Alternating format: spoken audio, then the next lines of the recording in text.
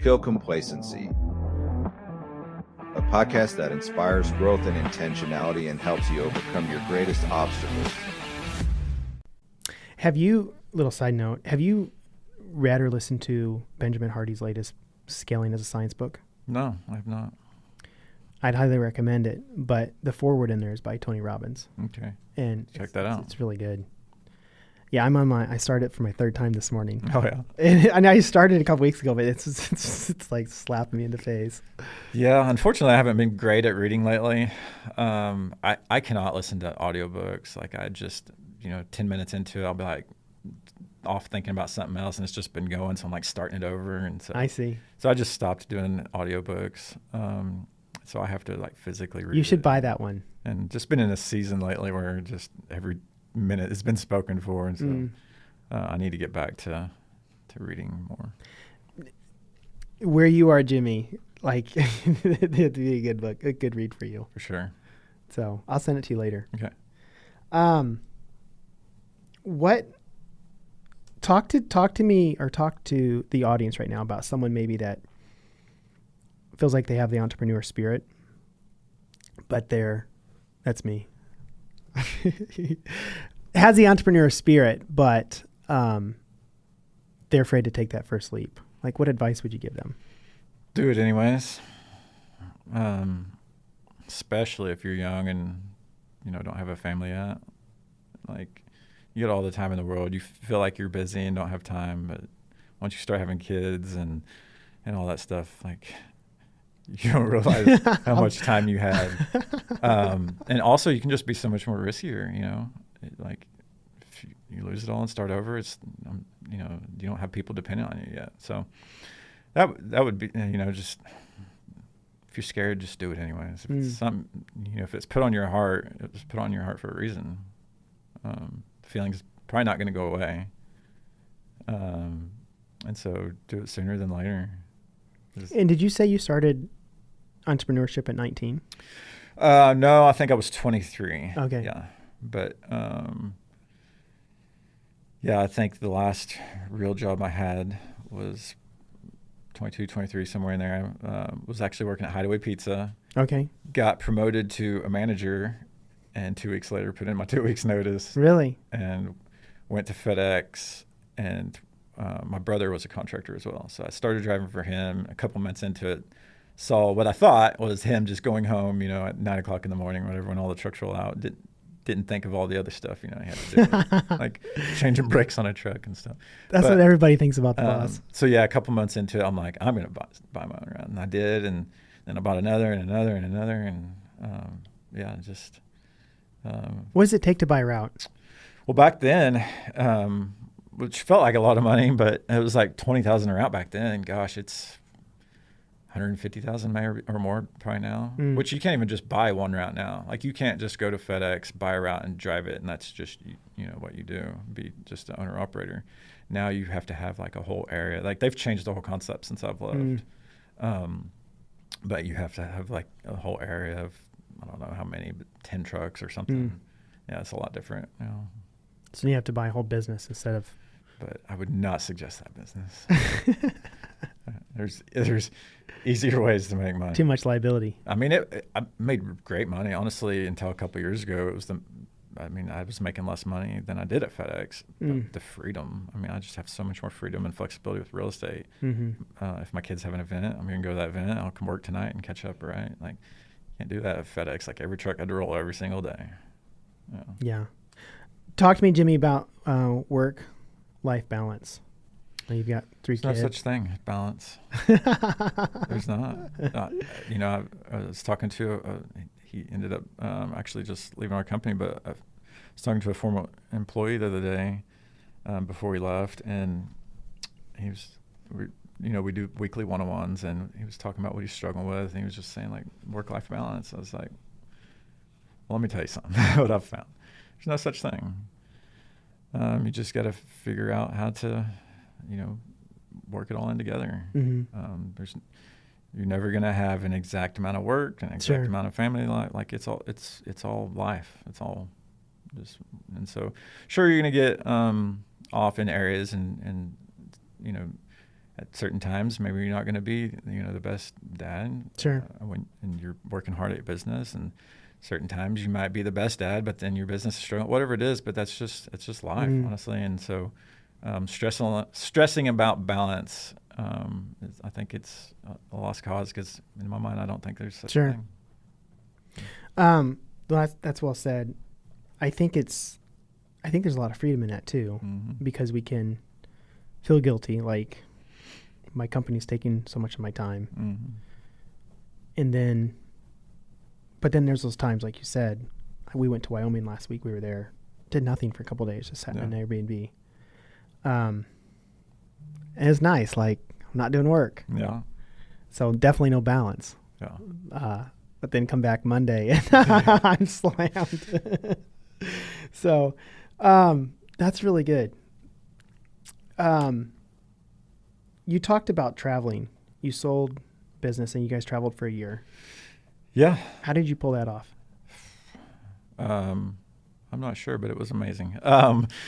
So honestly, we just at a point where I'd built up the business. At that point, we had an operations manager that we had been training and was doing pretty well at the time. And everything I was doing in the business could easily just be done over computer or Zoom meetings. And so we came across this program that we really wanted to do. Plus, outside of that program, we'd always dreamed about living full-time in an RV and just traveling. We'd watched the YouTube videos of some of these people doing it, followed influencers that were doing it and stuff, and just thought it looked amazing. How old were your kids? We just moved back into a house about a year and a half ago. So they were, I don't know, like 9, 10, and 12, something like that. Okay. So yeah, we sold a different business that was stressful and taking a lot of our time. And my real estate business was at a spot where I could work virtually. So yeah, we went to Greece for 3 months, and our kids went to school with, I think there was like 20 different families that did this program. And so you're like basically staying in like an Airbnb. Everybody's got their own place on this little Greek island. Just this quiet Greek island, no tourism really on this island to speak of. Super safe, just like it was almost like going back 30 years, but having today's technology. It was amazing. Like our kids just had the run of this island. But yeah, like 20 different nomadic entrepreneurial families, and so our kids got to go to school with kids of these families, and did that for 3 months, and it was amazing. And I was scared to leave the business and get away, because people ask you so many questions still when you're in the office. And I think a lot of it is just they're afraid to make the wrong decision. They know, but they want to confirm, whatever. And so, but it was amazing. Day one leaving, I saw them just step up and just really take control. And honestly, we're doing better than when I was in office. So yeah, it did really well for, I don't know, probably about 6 months. And did it? I'm just curious, because I think you're a hardworking guy who's head's always turning. Was it hard for you to? Oh my God, it was so hard. It was so hard, especially because we're on this Greek island that's super slow pace of life, and our kids are at school, and we're on a different time zone. So I had all day long basically, and we would just sit and drink cappuccinos and and then we'd sit and watch the sailboats. And oh my God, like in the early days, it was so hard because I'm like, go, go, go, yeah, working and driving a fast car, whatever. Like I'm just go, go, go. And so it was really hard. But at the end of the 3 months, like there was a reason we did it. We needed it. You needed it. Yeah, for sure. But so yeah, at the end of the 3 months coming home, and of course you fly through New York, and it's just crazy, and get back home, and it just, which we still took it slow for a while because we lived full time in the RV and we just traveled around. But it was definitely needed. But yeah, it was hard in the beginning to like just basically sit around. But it was nice once I got used to it though, because I'd have all day long to free time, and then we'd spend the evenings with the kids, and then I'd go to work at like 10 or 11 p.m. and work till like 2 or 3 in the morning. And then I'd go to sleep. I'd wake up, walk the kids to school. So it kind of got the best of both worlds, almost like a stay-at-home dad, but then still getting to work too. So it was a lot of fun. Whenever I go, I'm restless, Mm-hmm. but I can't imagine. Well, I'm back to that now, where like always checking your phone, and I don't like it, but I mean I guess that's the American way. Like we just stay busy here, and but yeah, we miss it. But you know, being back, kids were missing being around, being in activities, and being stationary to be able to make friendships and stuff. And they made friendships of like other traveling families and things like that, but it just wasn't the same. You didn't see them every day, and but yeah, it was a hard transition, honestly, for me coming back, like to busyness, to like living in a house again, getting out of the RV, because I was used to like every week or whatever we're moving, we're going somewhere. Even when we were places every evening, we're exploring something new. So does life seem boring to you now? It did for a little while, because when we first came back, I think it was like early last summer is when we came back, and at that point, the business was still running fine without me. And so I didn't really have a whole lot going on. And just being, raising a family and coming from an age where I had just focused, all of my energy went to my business and my family. So I had no hobbies. Honestly, just, it was tough getting back to like, still that's kind of that slow period, but, just being back in Oklahoma City, where I used to would be running around like crazy, making things happen, didn't have that going on. And so, yeah, it was a struggle for a while. And then honestly, the business kind of started going the wrong direction, and I ended up stepping back in earlier this year. But it's been fun getting back in. Honestly, it's been probably good for my mental health. It's a lot of fun, and business is doing good again. So yeah, we're doing good. Did you feel like when you came back that you wanted to stir things up in the business and rework any part of it, or was it just good to just leave it alone? Yeah, just leave it alone there for a while, and then just it's still hard to put a finger on exactly what happened, but just it kind of started going the wrong direction, and I think some of it was just things that was hard to see when you're not like in the day to day, but. Like one thing that I've just always been really good at being a deal maker. And so like sometimes I think it was maybe just like seeing a deal when if you just glance at it like, oh, that's not a deal. And then I'm like, no, we can definitely make something out of that. Or certain deals, maybe you're underselling them and leaving money on the table or whatever it was. So just things like that was just kind of compiling and the little things that compound. Things. Yeah. We underestimate those. Yeah. They'll creep up on you. Yeah. That's really interesting. I think everyone kind of wants what you did, but they don't realize how hard it would be, But I think about your kids too, like just the wealth of experience your kids now have from having that year of travel and even time with you that they, you wouldn't have given that to them otherwise. Yeah. No, it's great, and honestly, it's something we want for our kids. Like when they are done with their schooling, like we want them to go live abroad for a year before, like maybe going to college or getting a job or whatever they're going to do. That's a goal of ours, and our kids are close enough in age. We'd like to try to time it where we can all just kind of go together. They can have their own places or whatever, but we're going to go as well. And so, my ultimate goal right now is by the time all three of my kids are grown up and are getting out of the house, that we have ultimate freedom. Can travel, if they end up on the East Coast, we can go, to the East Coast for a while. If they go to another country, we can go visit. And then also just for us to be able to travel. Probably my only regret in life is that we did not travel before kids. Okay. We'd take the random trip to Denver, small things like that, but never took any big trips, didn't take a ton of trips. And, growing up, I didn't really travel as a kid. My first time to fly was my honeymoon. Okay. And so, we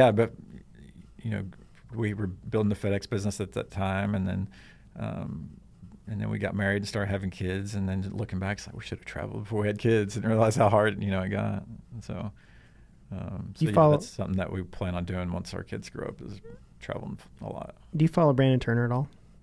A little bit. Probably used to. he talked, he did that with his wife. I think they went to Europe for a year on credit cards. I mean, he didn't have any money. He talks about it but they just racked up credit card debt, but just for 1 year, him and her just traveled, and he has no regrets about it. Yeah. So maybe not advice for everybody out there, but but yeah, I mean, I've never even thought about that, but yeah, there's a whole nother world out there, and it's pretty great too. Yeah.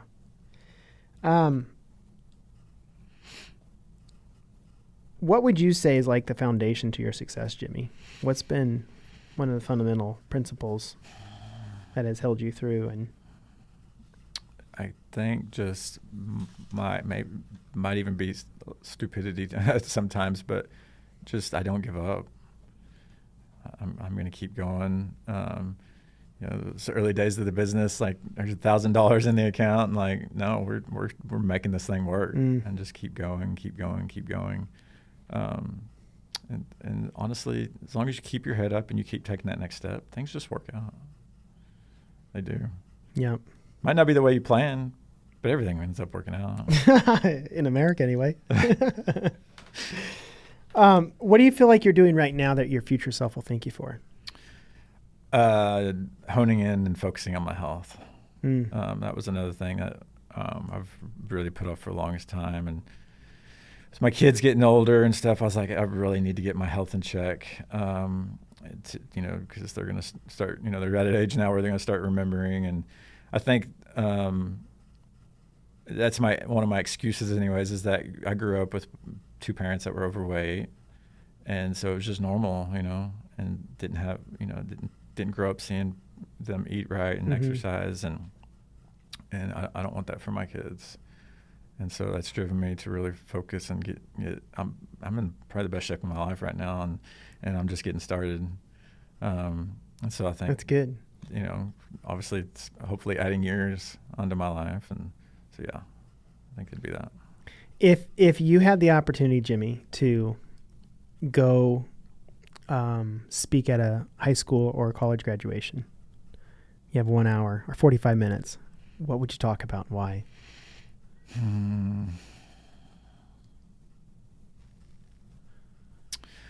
Probably to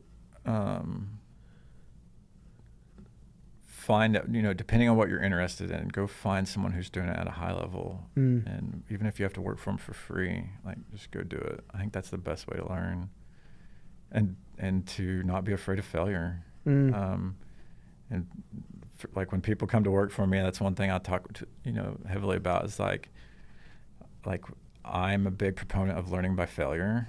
And obviously I'm going to be here to keep you from making the big mistakes, but I tell people all the time that work for us, like, it's not brain surgery. If you make a mistake, it's going to be okay. It's all fixable. It's just real estate. Yeah. And so empowering them to be able to make mistakes and learn through failure, I think it's one of the best ways. I was talking to a college friend last week, and she was saying she's taking this coding class online. She said it's taking forever. And she said, I don't even like it. I said, why did you quit? Yeah. And she said, well, I don't want to be a quitter. I was like, listen, why stay in something if you hate it? Like the faster you fail, the better. Not that you want to fail, but figure out what's broken and move on. I definitely agree with that thought, unless there's people dependent on you for it. So like, for example, with our kids, like if they join a sports team, you're playing till the end of the season because there's people that are depending on you, right? Your teammates. You're not just going to quit because you don't like it. Like you're going to finish what you've started. But yeah, I agree. Something like that. Like if there's no one depending on you and you don't enjoy it, like for all, like all why means, drag it out? Yeah. My brother, to your point, had that experience. He hated he wasn't playing. He was sitting on the bench. And so he told the coach he quit, went home and told my dad, well, Dad, I quit basketball today. And Dad said, no, you didn't. He said, yeah, I did. He said, no, Hoffmans aren't quitters. Yeah. You're going back tomorrow. Yeah. And Peter had to go back and. Yeah, you don't have to do it next year, but you're finishing out your commitment. Yeah, exactly. Yeah, that's good. Jimmy, what's been a favorite quote or a book that has impacted you? Relax, Nothing is under control. Who wrote that? I have no idea, but I love that quote. Nothing is under control. How long ago did you hear that? It's been a while, but it definitely it always comes back around and stays top of mind, just because we stress about some of the stupidest things sometimes, you know. And so just learning to relax and keep going through things. Like, we can't control any of it. Why stress about it? Not saying that I'm perfect at that. Stuff still stresses me out. But I think I've gotten better at it for sure. You know, it's not the end of the world. There could be worse problems that we're going through. So, yeah, I love that quote. That's good. I'm going to do something with it. Final message. If this is your last message to the world for whatever reason, what do you want the world to know, Jimmy? So one of my first experiences with personal development was someone called Peter Sage. And he was like a trainer for Tony Robbins for a long time, and then went off on his own and kind of does some stuff in Europe. Anyways, so one thing he liked to talk about is we're all stars of our own movies. Everybody else is just extras. Nobody gives a crap about you or what you're doing. So stop worrying about everybody worrying about you. You know, like I think so much of us are afraid of what other people think of us. And another thing that goes along with that, and I don't know who said this, but other people's opinion of me is none of my business.